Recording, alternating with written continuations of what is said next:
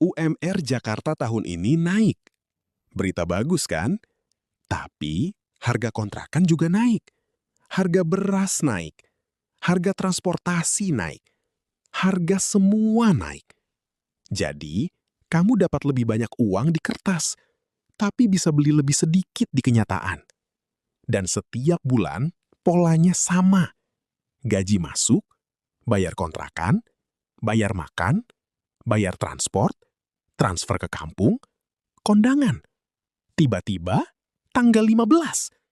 Dan saldo tinggal cukup untuk bertahan, bukan untuk tumbuh. Kamu coba menabung, berkali-kali, tapi selalu ada yang lebih mendesak. Selalu ada yang tidak terduga. Dan akhirnya, kamu menyimpulkan, mungkin aku memang tidak pandai mengatur uang. Tapi bagaimana kalau masalahnya bukan kamu? Bagaimana kalau UMR memang tidak dirancang agar kamu bisa menabung? Ada 5 alasan kenapa sistemnya bekerja seperti itu. Dan Flamingo ini akan jelaskan semuanya. Tapi dulu, apa sebenarnya UMR itu? UMR singkatan dari Upah Minimum Regional. Sekarang lebih sering disebut UMP, Upah Minimum Provinsi. Ide dasarnya sederhana.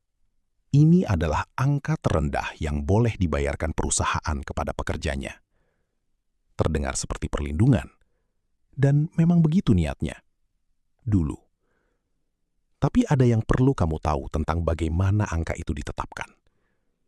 Setiap tahun, pemerintah menghitung UMR berdasarkan formula yang melibatkan inflasi dan pertumbuhan ekonomi. Kedengarannya ilmiah, kedengarannya adil. Tapi siapa yang duduk di meja perundingan itu? Pemerintah, perwakilan pengusaha, dan serikat pekerja yang seringkali kalah suara dari dua pihak pertama. Jadi, angka yang keluar setiap tahun bukan angka yang cukup untuk hidup layak. Itu angka yang cukup untuk membuat pekerja tidak mogok kerja.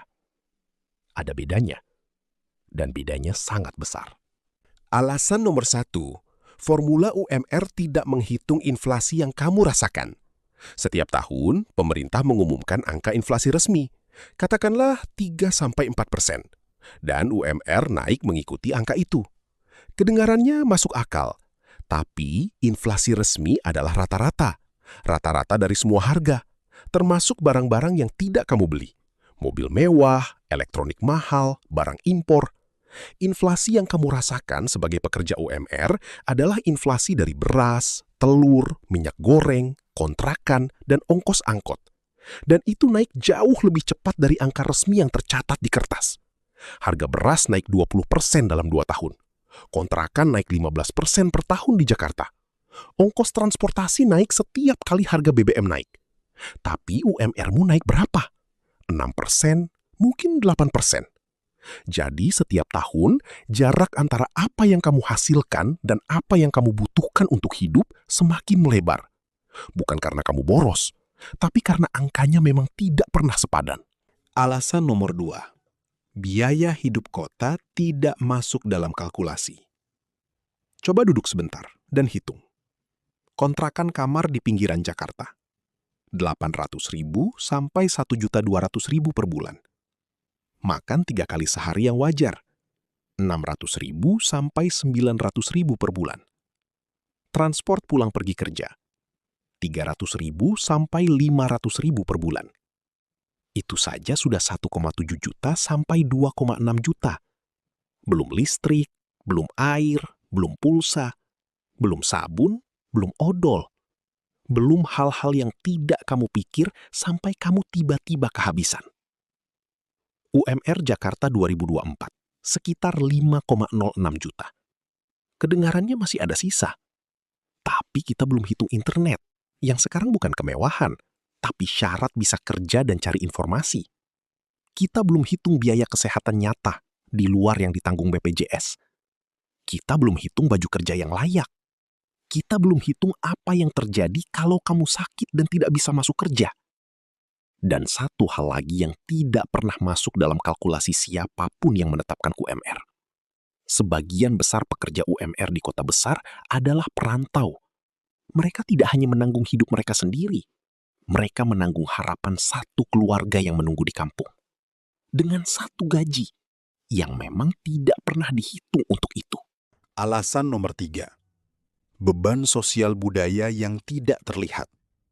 Ini yang paling jarang dibicarakan, tapi paling banyak menguras tabungan.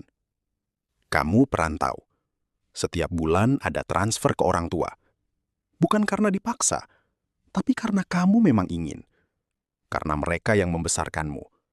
Dan sekarang giliranmu. Itu bukan pengeluaran yang bisa dihilangkan dari spreadsheet keuangan pribadi. Itu nilai. Itu identitas. Itu siapa kamu. Lalu ada kondangan. Di Indonesia, kondangan bukan pilihan. Kondangan adalah sistem sosial yang menjaga hubungan, reputasi, dan jaringan. Satu kondangan, 200.000. 2 kondangan sebulan, 400.000. 3 kondangan, dan ini bukan tidak mungkin kalau kamu punya banyak teman sebaya, 600.000 per bulan. Itu 12% dari UMR Jakarta. Untuk sesuatu yang tidak pernah masuk dalam kalkulasi siapapun.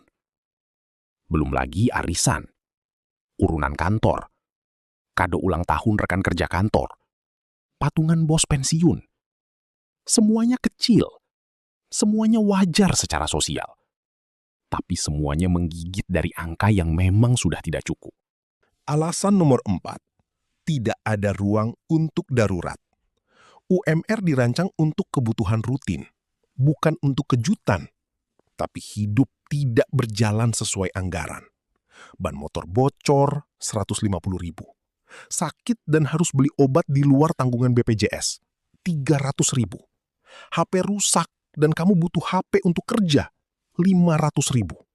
Pulang kampung karena ada yang sakit di keluarga, 800.000. Tidak ada yang bisa memprediksi kapan ini terjadi. Tapi semua orang tahu ini pasti terjadi.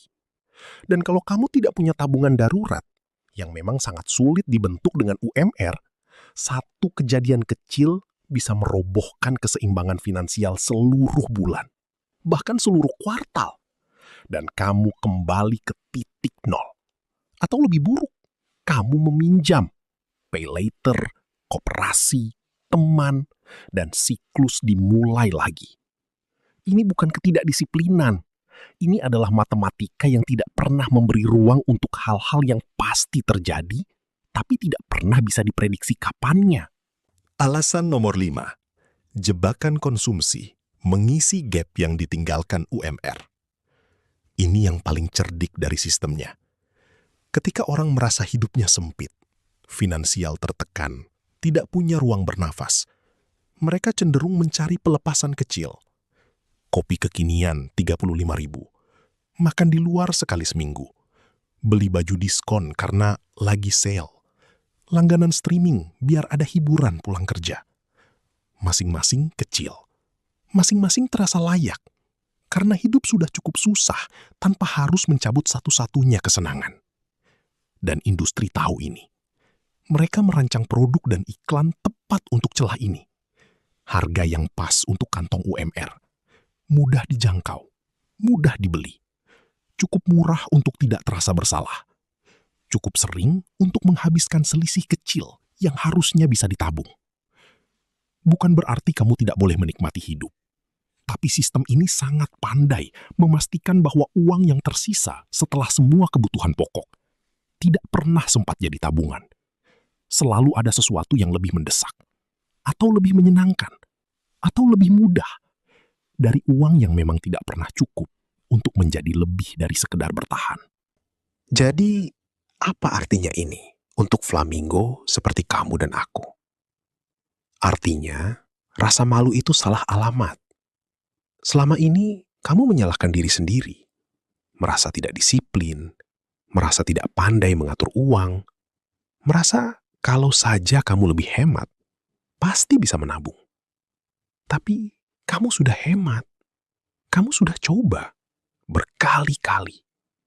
Dan sistemnya tetap lebih besar dari usahamu. Bukan karena kamu lemah, tapi karena sistemnya memang dirancang agar margin yang tersisa selalu tipis. Selalu cukup untuk bertahan. tidak pernah cukup untuk tumbuh. Pekerja yang tidak punya tabungan adalah pekerja yang tidak punya pilihan. Pekerja yang tidak punya pilihan adalah pekerja yang tidak bisa berhenti. Pekerja yang tidak bisa berhenti adalah aset yang paling berharga bagi sistem yang tidak pernah ingin mereka pergi.